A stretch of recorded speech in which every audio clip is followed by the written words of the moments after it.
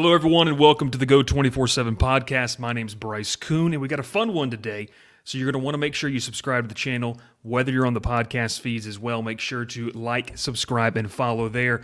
I'm going to bring in LSU commit Tayvion Galloway. Tayvion, thanks so much for joining the show this morning.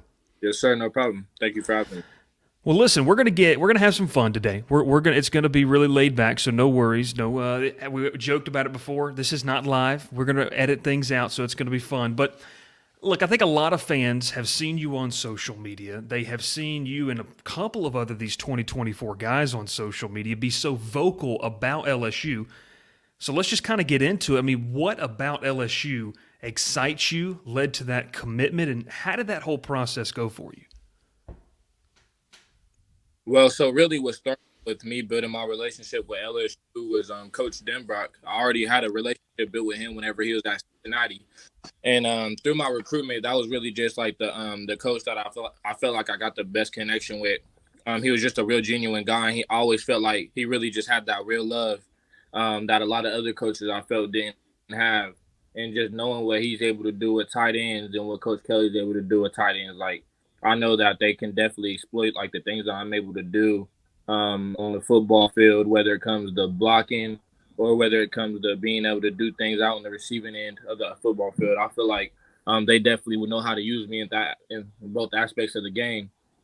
And just with my excitement and everything, I know the culture that LSU has and the coach that Coach Kelly is bringing. I really feel like it's a great opportunity to win championships. I feel like he knew what he was doing coming to LSU. I feel like he really knew his plan. He had it planned out, and just everything that he preaches, just everything. I feel like that's really what got me so excited for it, and I just felt like it was really the right decision to commit whenever I did.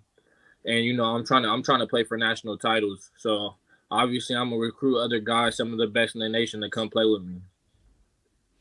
You've talked a lot about, we did an interview before over on our website, kind of about the visit and everything when you went down. I mean, kind of describe what was the culture like when you went down to Baton Rouge. You got the opportunity to meet with Coach Kelly, meet the coaches, see the facility. I mean, look, I've heard it and I've seen it. To me, it's some of the top tier facilities in the country. Do you also feel that way? Yeah, it's definitely one of the best facilities in the nation. Like, most definitely, like that's not even debatable. It's definitely up there for one of the best. Especially the indoor field and everything. I love everything about it. And everything really just feels like home to me. And whenever we was talking about the culture, it's like everybody bleeds. It's like everybody bleeds Tigers whenever you're in Baton Rouge or just in the Louisiana area. Everybody bleeds that football. Everybody cares about the football. And it's really deep in the community. It's deeper than just the people that go to LSU and attend LSU. Everybody loves it. And you're really getting that support from everybody. That's really just a great feeling. And, LSU, the real Death Valley. So playing in front of that crowd all the time, that's really something that I live for.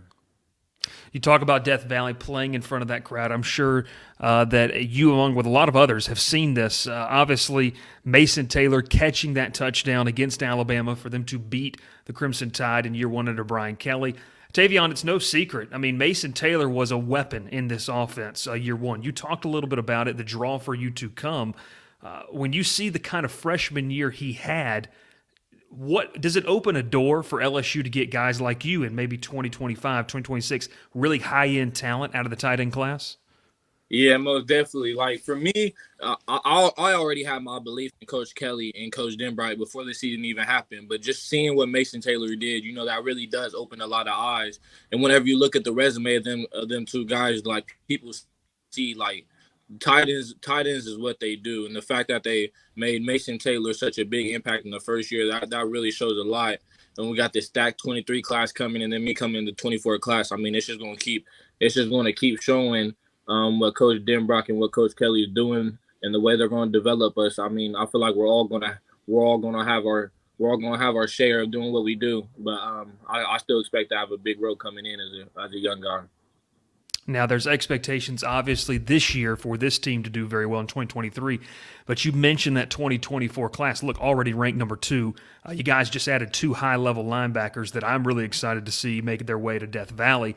When you look at this class, you talked about recruiting. Is there any names, any guys that you want to see come down with you? Use this as a platform. Who are you trying to get to come down with you to LSU that maybe not committed just yet? Yeah, so one of the heavy guys I'm going after right now is actually Sterling Dixon. He's committed to Bama right now, but I'm trying to get that flip. I'm staying in his ear, trying to let him know the Tigers is here for him. What type of relationship? I mean, I've talked with Colin Hurley as well. He's a guy that is, a lot of folks are really excited to see him come down. What is the relationship like with this 2024 class so far? I mean, do you guys have a group message? How often are you talking? And how often are you talking about getting other guys and being excited to finally get down to campus? Yeah, we're a really like tight knitted group. We all got a group chat that we're messaging in. We all keep in touch, especially with Colin Hurley. Always got to hit my guy up, stay intact with my QB. All right, outside of football, we're going to have a little fun with it now. Tayvion, what are some things that LSU fans need to know about you, maybe off the field? What do you like? What are some of your interests? What do you like to do when you're not practicing or playing the game? I'm really a guy. I like to just chill. I'm not a real too outgoing guy, but whenever I go out, I do like to have fun with like maybe some friends, my family. I'm a big family guy. I preach that all the time. That's what I do everything for is my family, and I'm willing to sacrifice it all for the people that I care about. And yeah, that's really it. All right, now I've heard a lot about this. This past weekend, they've had the crawfish boil down to the visits for LSU down in Baton Rouge. Listen, a lot of people talk about the food down there. Are you excited to experience a little bit of that Louisiana culture, the food, the atmosphere, and a game day atmosphere? Can you kind of walk us through that? What's that like from a recruit's perspective when they kind of pitch, hey, you want to come down here? It's more than just football. Yeah, for sure. The food, that's definitely a big thing for me. I'm a big foodie, so even with the first time I came down to Baton Rouge, I had to try that crawfish, and it was hitting. So whenever I come back, I'm gonna need some more of that for sure. But just with that game day experience, it's really the game that I went to go see last season was Ole Miss, and it was really lit. They started out the game a little shaky, but they was able to fight through. And they actually ended up having a pretty good game, won by a decent margin. And after the game, everybody stormed the field. It was pretty lit.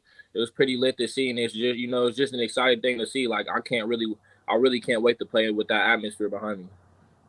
All right, last question for you, man. When you talk to LSU fans, you interact with them on social media. What is your message, and what kind of player are they getting in yourself, and why should they be staying tuned to what LSU is going to be doing here in the near future?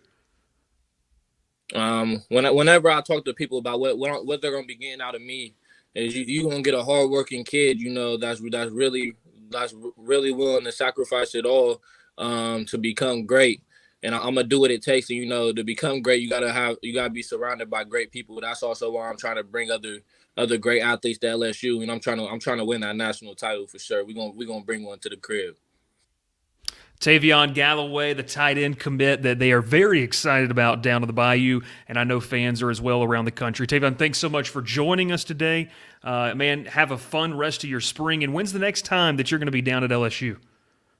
I'm actually going March 30th through April 2nd.